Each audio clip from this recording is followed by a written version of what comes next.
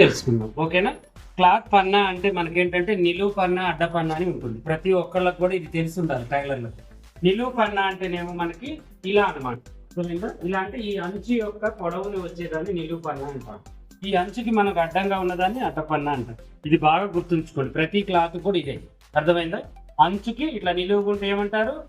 నిలువు పన్నా. ఇలా ఉంటే ఇది ఇంపార్టెంట్. ఎక్కువ మనం ఏం చేయాలి? నిలువు పన్నా మీదనే డ్రాయింగ్ వేయాలి. అడ్డ పన్నా మీద వేయకూడదు.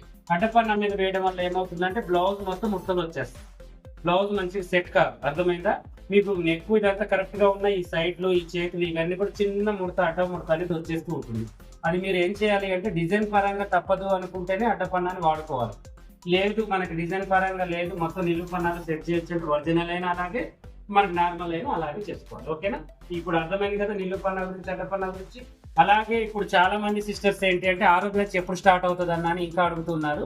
మేము ఏప్రిల్ 6 కని చెప్పాము. నిన్నటి నుంచే 6 బ్యాచ్ అనేది రెడీ అయింది. వీళ్ళందరూ వచ్చారు. ఈసారి వచ్చేసి 20 మెంబర్స్ ఎబోనే వచ్చారండి. ఇంకా మీరు రావాలి అనుకుంటే ఈ రోజు రేపట్లోనే వచ్చి జాయిన్ కావాలి, లేదంటే 7వ బ్యాచ్కి రావాల్సిందే.